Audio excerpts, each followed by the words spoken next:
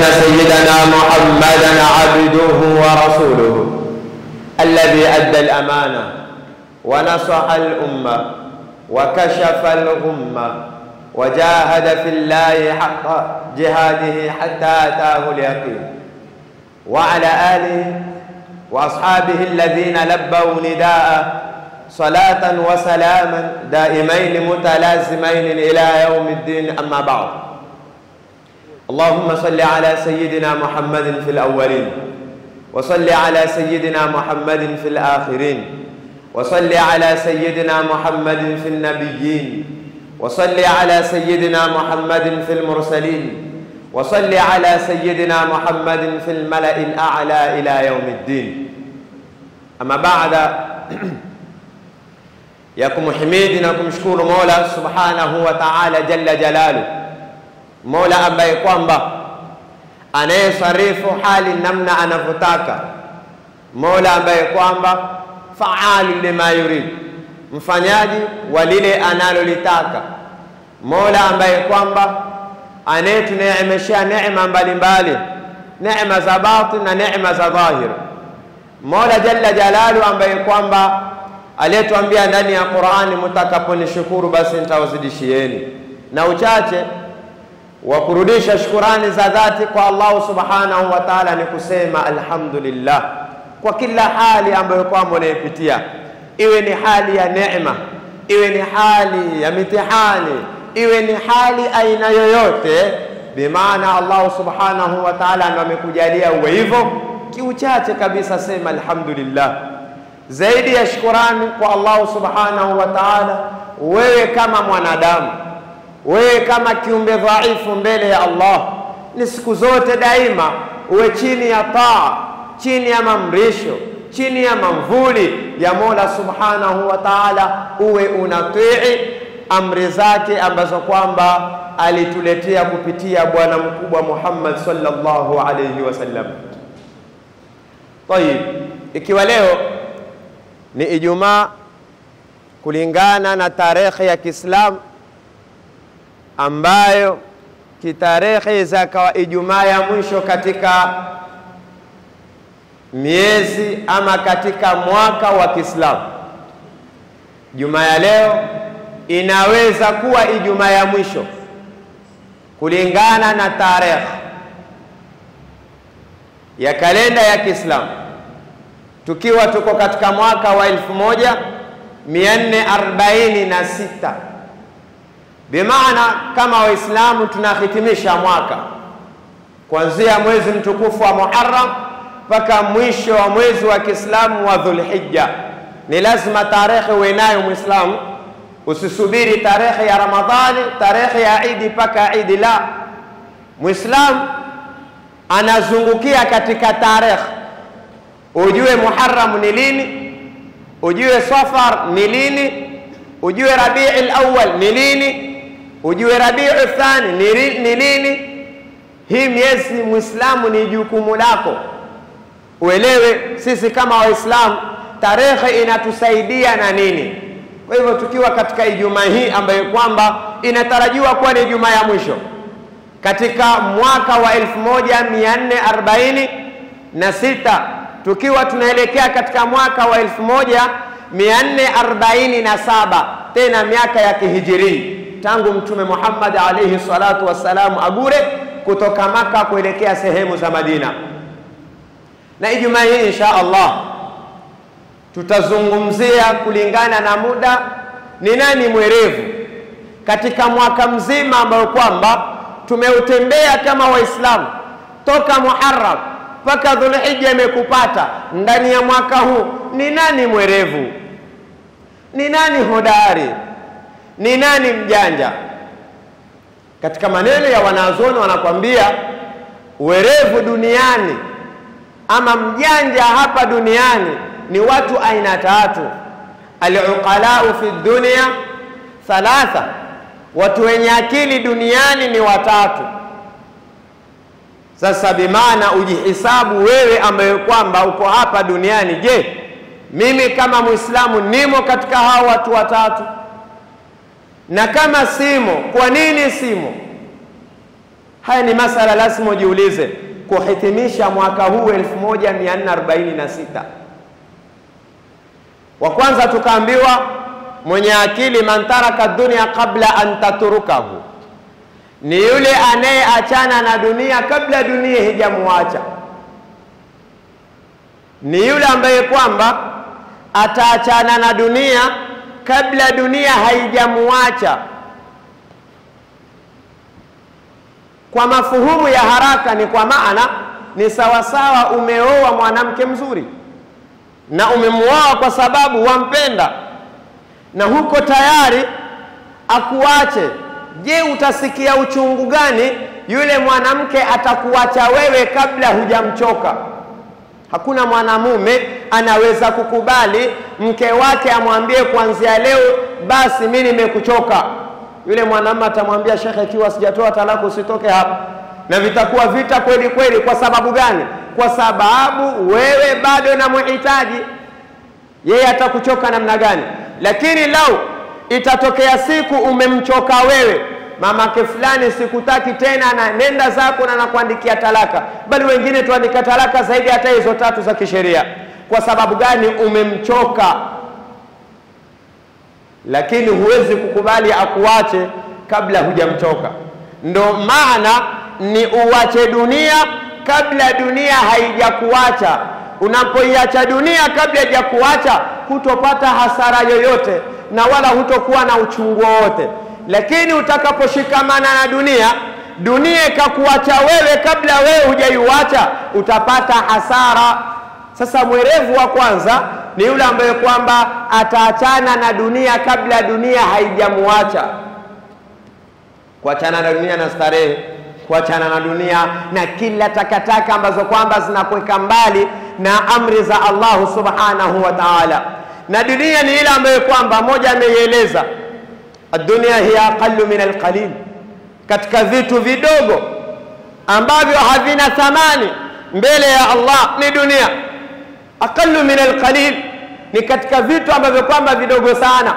Wa ashiquha, na mwenye kuipenda dunia, kwa sababu mashallah tuko katika zama ambazo kwamba twapenda dunia. Utapata mtu yuko tayari yeza kumfanya mwenzake mwenda wazimu kwa sababu ya dunia. Kuna mtu yuko tayari yeza kumuua mwenzake kwa sababu ya dunia. Kuna mtu yuko tayari atamtia mwenzake jela miaka 40-50 labda kwa kumsingizia kwa sababu ya dunia. Tunaenda wapi? Huyu anasema waashiquha, na mwenye kuipenda dunia adhallu min adh-dhalil, ni mdhalilifu katika watu ambao kwamba hawana maana mbele ya Allah. Unapomuona mwenzako anaipenda dunia sana kupendukia, hana maana mbele ya Allah, na wala Mola hamthamini kwa sababu yeye yuwapenda kitu ambacho kwamba hata mbele ya Allah subhanahu wa ta'ala kina thamani. Ukitaka kuwa mwerevu, achana na dunia kabla dunia haijakuacha. Wanazoni wakatupigia mfano wa dunia, kiswa maarufu yule msichana wa kibani Israeli. Na masha Allah, Bani Israeli katika wasichana ambao kwamba warembo wenye kuvutia. Bani Israeli alitoka binti anatoka katika familia ya kitajiri, familia ambayo kwamba ni katika familia ali. Akaelekea mashambani akakutana na kijana ambaye kwamba mchungaji mbuzi. Automatically anayechunga mbuzi huwa hunuka harufu ya mbuzi. Yule msichana kwa uzuri wake akaenda paka mbele ya kijana akamwambia, bana, mimi nimekupenda, nataka unioe uwe mume wangu. Yule kijana akijitizama hali yake na akitizama hali ya yule msichana ni vitu viwili tofauti. Kweli maneno na yasema ataka nkoe nao, kaambia subiri, mimi nina mkubwa wangu, acha nikamuulize, je, huyu msichana ameletea habari hizi, nione atanishauri namna gani. Akamuita mkubwa wake. Mkubwa wake akamwambia kama amekubali kumuoa akamuoe, lakini hebu muite tumuulize. Yule binti alipofika mbele ya mkubwa wa yule mchungaji mbuzi, alipomtizama yule binti akamwambia mdogo wake, niachie huyu binti nimuoe mimi, wewe hakufai, wewe bado ni mdogo, wewe ni mdogo wangu. Na mdogo akakasirika akamwambia, mimi nimekuita unishauri, sasa imekuwa wamtaka wewe, haiwezekani. Wakateta, wakapigana vita baina ya mandugu kwa sababu ya binti. Kesi wakaipeleka kwa baba. Baba kutaka kumaliza kesi akasema, wanangu msitete, muiteni huyo binti tumuulize kati ya ninyi wawili yomtaka nani. Binti alipoletwa kwa baba, baba akimtizama binti kwa uzuri alionao, akamwambia watoto wako ni watoto wangu, niachieni huyu binti awe mama yenu. Subhanallah. Watoto wakamwambia baba, na wewe vita ndani ya nyumba, baba na watoto hawaelewani. Kesi ikapelekwa kwa kadhi ambaye kwamba anayemaliza kila kitu. Kadhi akasema la, mwiteni binti.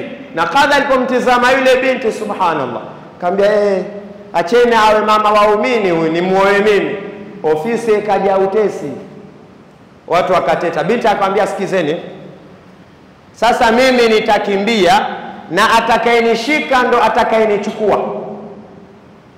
Mzee amezeeka, umri umeenda, vijana nguvu bado ziko. Kadhi labda amezoea kofi sini, mashallah, anzoea kukana majoho. Haya, mbio hizo, watoka mbio kumfukuza binti. Wa kwanza alianguka ni mzee, umri umeenda, hawezi tena mbio, pressure ziko juu, akafa. Wa pili alifuata ni kadhi. Watatu alifuata ni yule mkubwa, akabaki yule kijana wa kwanza. Akamwambia simama, nimebaki peke yangu. Akamwambia la, nimesema atakayenishika ndo atakayenichukua. Yule binti akakimbia na yule kijana akawa mwenye kufariki. Binti akaendelea kwenda mbele. Hiyo ndo dunia. Jiulize, babu yako yuko wapi? Babu wa babu yako yuko wapi? Alifukuza maskini, wallahi hajaishika dunia.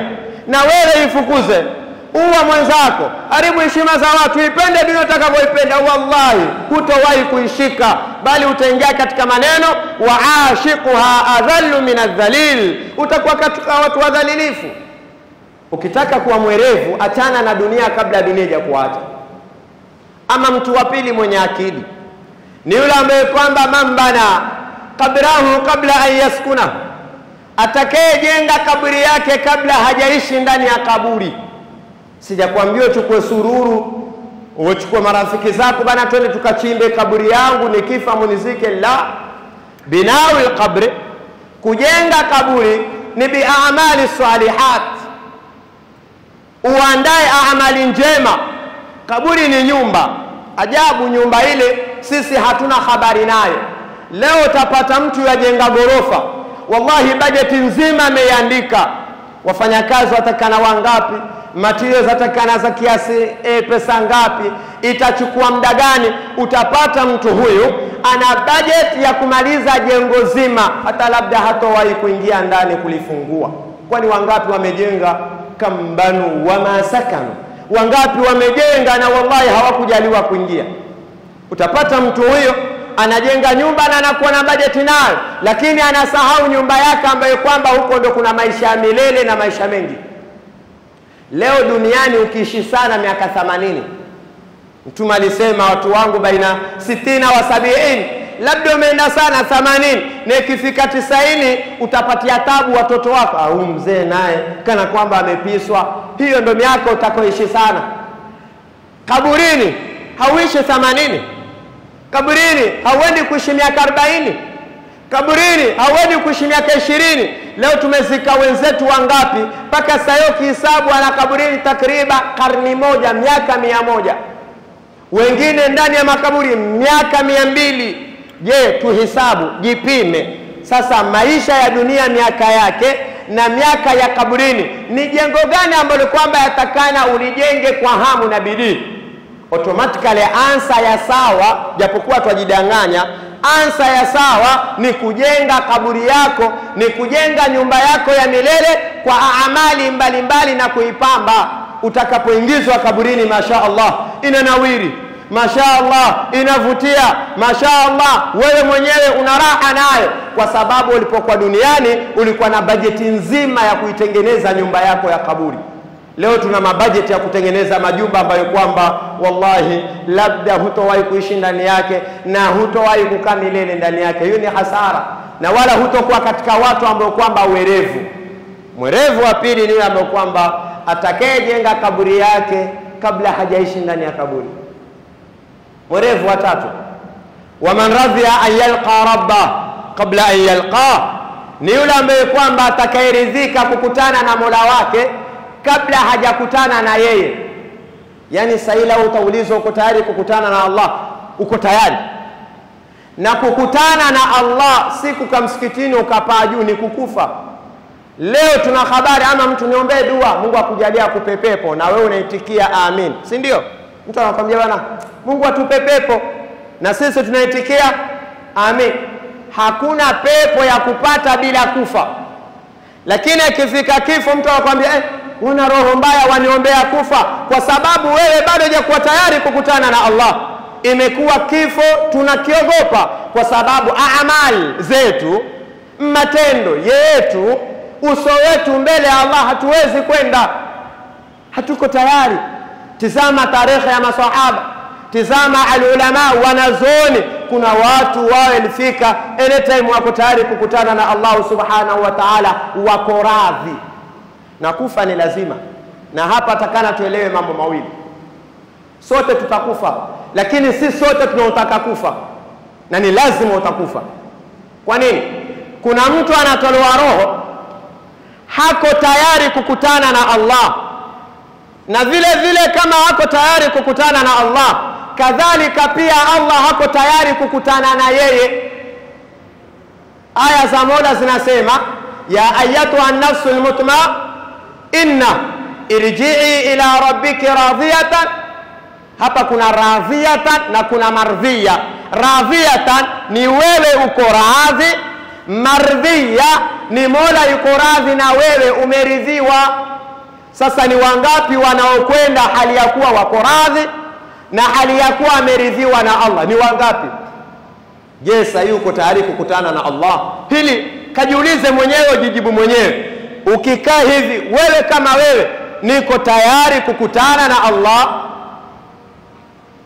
Leo enda kukutana na mkubwa fulani katika serikali, binadamu kama wewe, maskini kama wewe, hawezi kujisaidia na chochote wallahi, lakini utajiandaa, utajipamba, utakuwa tayari hata kukopesha labda, lakini uenda kukutana na kiumbe mwenzako. Kifa jalla jalalu. Mtu wa tatu ambaye kwamba ana akili, mwerevu, hodari, mjanja, ni yule ambaye kwamba yuko radhi kukutana na Allah kabla hajakutana na Allah. Hawa watu watatu, mwisho wa mwaka ambao kwamba tumo mwaka wa 1446 tuhumaliza Waislamu, ashharul qamariya, Ijumaa ya leo, kaa chini usiku, jipigie hisabu yako mwaka mzima. Amali zangu zimefika kiasi gani? Madhambi yangu yako kiasi gani? Je, wakati huu Mola akinichukua mimi nitakuwa katika hali gani? Allah anatuambia ndani ya suratul Isra, iqra kitabaka kafa binafsika alyawma alayka hasiba. Siku ya kiyama Mola kila mmoja atampa suhfi yake, kitabu chake, kisha ataambiwa soma kitabu chako mwenyewe, utajipiga hisabu mwenyewe. Mwaka mzima jipigie hisabu, umeacha swala mara ngapi kwa kusudi na bila kusudi. Jipigie hisabu yako, umezini mara ngapi mwaka mzima. Jipigie hisabu yako, umesengenya wangapi, umeharibu heshima ya watu wangapi. Jipigie hisabu wewe mwenyewe. Wallahi hakuna atakayekupigia hisabu na madhambi yako, hakuna atakayekupigia hisabu na amali zako, ni wewe, kama Allah alivyotuambia ndani ya Qur'an, iqra kitabaka kafa binafsika alyawma alayka hasiba. Usipojipigia hisabu mwenyewe, Allah subhanahu wa ta'ala anakuandikia madhambi yako na amali zako. Faman ya'mal mithqala dharratin khayran yara. Huu mwaka mzima yale uliyofanya kwa siri yanaandikwa, uliyofanya dhahir yanaandikwa, ile ambayo kwamba labda ulidharau pia naye yanaandikwa, na Allah subhanahu wa ta'ala atakuonesha waman ya'mal mithqala dharratin sharran yara. Na kadhalika ikiwa ni shari, ni madhambi dogo, ulikuwa peke yako hakuna anayekuona, pia utaoneshwa na Allah subhanahu wa ta'ala. Mwisho wa mwaka kama tunavyohesabu ashhur shamsia, miaka ya kawaida hii ya kizungu tunavyoipiga hesabu, mwisho wa mwaka kusanya wafanyakazi makampuni yakakaa, mkaona hasara, kampuni mpata hasara ngapi, kampuni mpata faida gani, na atakana wewe ni kampuni tosha peke yako. Jipigie hesabu. Je, hasara yangu mwaka mzima ilikuwa namna gani na faida yangu mwaka mzima ilikuwa namna gani? Iqra kitabak, soma mwaka wako ndugu yangu, hakuna atakayekusomea. Allah subhanahu wa ta'ala anatuambia ndani ya Qur'an katika suratul Kahf, wa udhi'a alkitab fatara almujrimina mushfiqina mimma fihi wa yaqulu ya waylatana ma li hadha alkitab la yughadiru saghiratan wala kabiratan illa ahsaha wa wajadu ma amilu hadira wala yadhlimu rabbuka ahada. Mwanadamu atakapowekewa kitabu chake aoneshwe na Allah subhanahu wa ta'ala, atasema ya wailatana, laiti, atajuta. Na siku hiyo ndugu yangu hutowahi kujuta, majuto yako yakakufaidisha.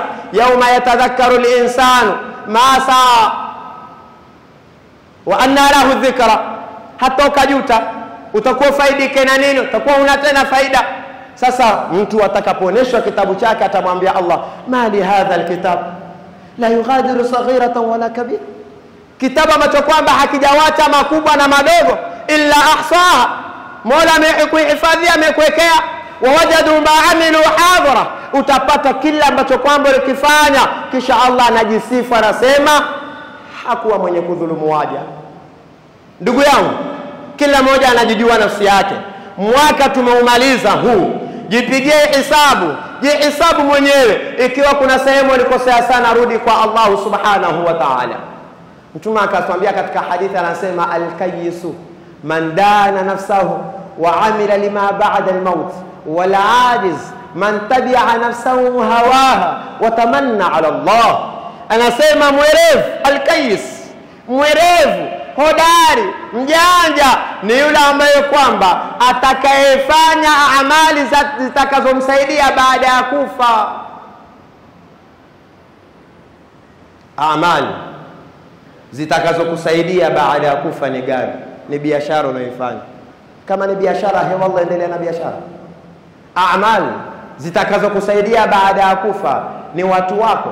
Ikiwa ni watu wako, hewa Allah, endelea kuishi nao. Maal asaf, tuko katika zama ukimalizwa kuzika hata watu wako wallahi wanakusahau. Ndugu yangu, usisahau swala ambayo kwamba haiwezi kukuacha ndani ya kaburi. Usisahau sadaka ambayo kwamba haiwezi kukuacha ndani ya kaburi. Usisahau muamala mzuri, husnul khuluq, ambayo hiyo itakuja ndani ya kaburi. Hizo ndo amali. Na Mtume anasema al-kayyis man dana nafsahu, ni yule ambaye kwamba ataikanyaga nafsi yake, wa amila lima ba'da al-maut, wala ajiz, na yule ambaye kwamba hajiwazi wala hajifikiri wala hajithamini, ambaye kwamba tafata hawaza nafsi yake. Nafsi inamwambia fanya hivi na anafanya, nafsi inamwambia fanya hivi na yani hajali.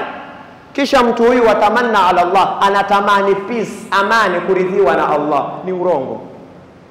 Yani wewe duniani uishi unavyotaka, alafu anasema mimi natamani Allah atanisamehe ama Allah atanipa pepo yake bila kuifanyia kazi hiyo pepo. Ni urongo. Moja anasema tarju najata wala tasluku masalikaha inna safinata la tajri ala al-yabas. Wewe unatarajia kufaulu, wewe unatarajia kufungua biashara, wazungumza tu wala huifanyii kazi. Inna safinata la tajri ala al-yabas.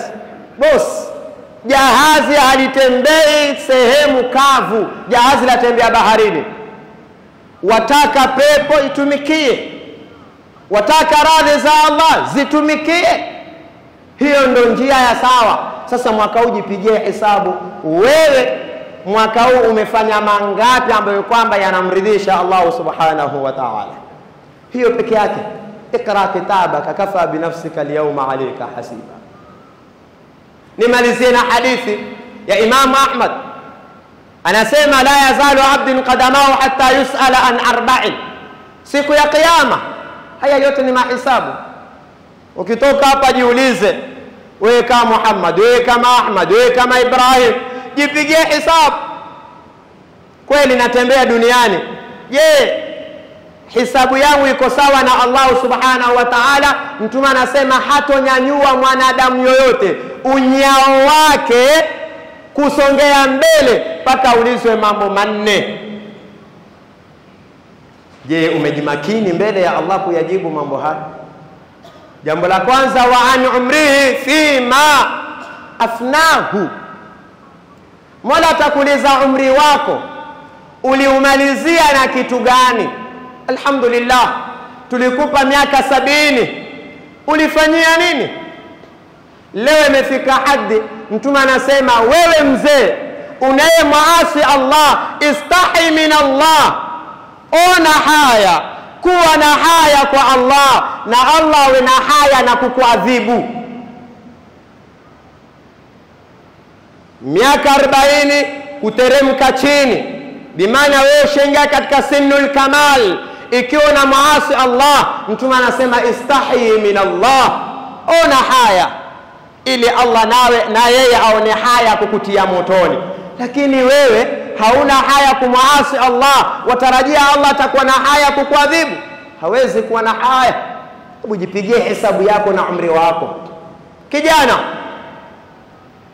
kuna suala, kila kijana ile suala jiandalie mbele ya Allah. Hii hutaulizwa na kazini yako, hautaulizwa na babako hili suala, utaulizwa na yule ambaye kwamba aliyekuumba, akakupa umri ambao kwamba unao, akakupa nguvu ambazo kwamba unajigamba nazo. Wa an umrihi fi ma afna. Kila mmoja hapa ana jawabu lake. Ubarobaro wako unaomaliza vipi? Kila mmoja hapa ana jawabu lake. Umri wako na upelekesha namna gani? Pili, tunasema wa an shababihi fi ma abla.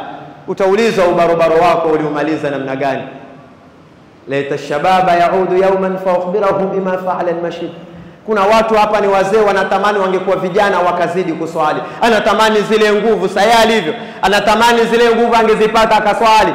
Leo mabarobaro wangapi kusoma elimu hatutaki, swala hatuna habari, mambo ya khairi tunasema ni mambo ya wazee. Yani barobaro akishikana ibada, mabarobaro wenzako wamwambia wewe wajizeesha. Subhanallah. Wa an shababik, ubarobaro. Masahaba radhiallahu anhum waliwahi kuwa mabarobaro tele, tunawasoma kina Musa bin Umair, kina Umar bin huyu alislimu kwa barobaro, kina Sayyidina Uthman. Hawakuwa watu wazima. Wajua saa zingine mtu zakataja masahaba akasema kwani masahaba walikuwa watu wazima sana? La, shekhe, hawa walikuwa ni mabarobaro shab, lakini waliogopa kuulizwa na Allah hili suala, wa an shababika fima abla. Wewe ubarobaro wako na umaliza vipi? Na kila mmoja ana ansa yake utakomjibu Allah. Kila mmoja hapa jiandae, Allah nitamjibu vipi hili suala. Tatu, tumanasema wa an mali. Mtu huyu ataulizwa kuhusiana na mali yake. Kila mwenye mali, tena huyu ataulizwa mara mbili, jalla jalalu. Shekhe, Mola subhanahu wa ta'ala akikupa mali, jitahadhari, si sifa, si sifa, si sifa.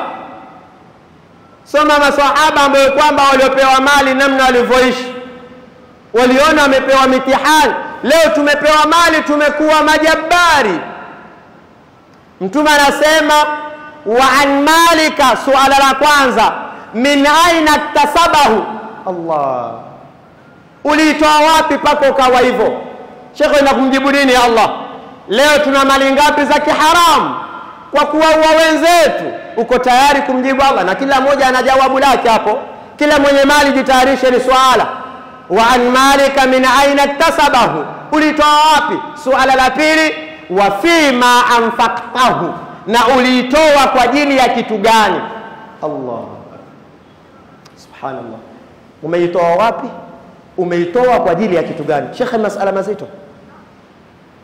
La mwisho, wa an ilmin. Kila mwanachuoni shekhe, kila mwanachuoni na elimu uliopawa, madha amila bih, ulifanyia nini elimu?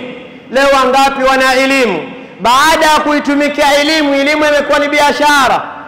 Baada ya kuifanyia kazi elimu, wamekuwa ni majeuri, kuwadharau wenzao kwa sababu ya elimu zao.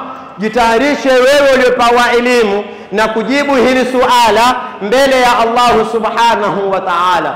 Haya ni mambo manne langu tu na swaa ambayo kwamba twapeana. Ndugu yangu, tumemaliza ama twamaliza mwaka wa 1446. Jipigie hesabu mwaka mzima tangu Muharram mpaka mwezi wa Dhulhijja. Jipigie hesabu bajeti yako, hesabu mimi nimefanya mangapi mema na madhambi yangu ni mangapi. Kama madhambi ni mengi, rudi kwa Allah, taimu nayo, na Allah subhanahu wa ta'ala ni wasi'ul maghfira, ni mwingi wa kusamehe. Hakuna dhambi ambayo kwamba hawezi kusamehe, na Allah subhanahu wa ta'ala ni mwenye kutakabali amali za watu.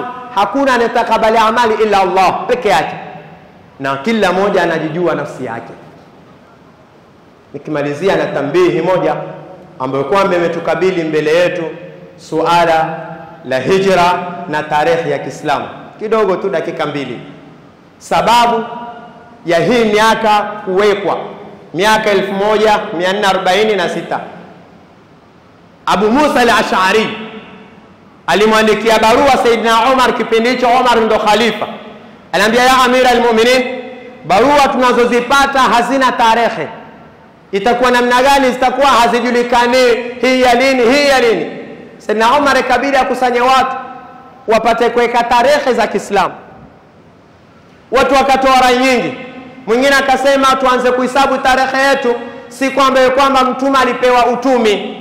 Wengine wakasema la, tuweke tarehe yetu siku ambayo kwamba mtume alizaliwa. Wakasema la. Wengine wakasema tuweke tarehe yetu siku ambayo kwamba mtume alifanyaje, alikufa. Rai zikatoka nyingi. Saidna Umar akatoa rai, akasema rai ambayo kwamba mimi naona ni bora tuweke tarehe ya Kiislamu mwisho wa Dhulhijja, kwa sababu mahujaji wamaliza ibada ya mwisho, si nguzo ya 5. Ibada ya mwisho baada ya Dhulhijja, mwezi unaofuata ni Muharram, ndo tuanze kuhesabu tarehe za Kiislamu. Hiyo rai ya Sayyidina Umar ikachukuliwa, ikawa tarehe ya Kiislamu inahesabiwa kuanzia Muharram baada ya mwezi wa Dhulhijja. Na kwa nini iwekwe Muharram? Kwa sababu mipangilio ya hijra ya mtume kugura kutoka Maka ilianza mwezi wa Muharram. Alipangilia Muharram, akapangilia Safar, kwa sababu mtume aligura katika mwezi wa fungo 6. Ndio kuanzia tarehe hiyo Sayyidina Umar akawekwa, ikawa tumeanza kuhesabu mwaka mmoja wa Kiislamu. Tangu wakati huo Sayyidina Umar amepanga mpaka leo sasa ni miaka 1446. Tuelewe tarehe yetu. Kwa hivyo tumuombe Allah subhanahu wa ta'ala mwaka huu madhambi tuliyofanya ndani yake ya siri na ya dhahir, Mola tusamehe jalla jalalu, na Allah subhanahu wa ta'ala atutakabalie amali ambazo kwamba tumezifanya ndani yake jalla jalalu, na Allah subhanahu wa ta'ala atuafikie ni wenye kuingia katika mwaka mpya, nao huo mwaka tujalie katika watu ambao kwamba watakao tenda mema na kuwa karibu zaidi kwake yeye, na tujalie minal ladhina yastami'una alqawla fattabi'una ahsana. Wassalamu alaykum wa rahmatullahi wa barakatuh.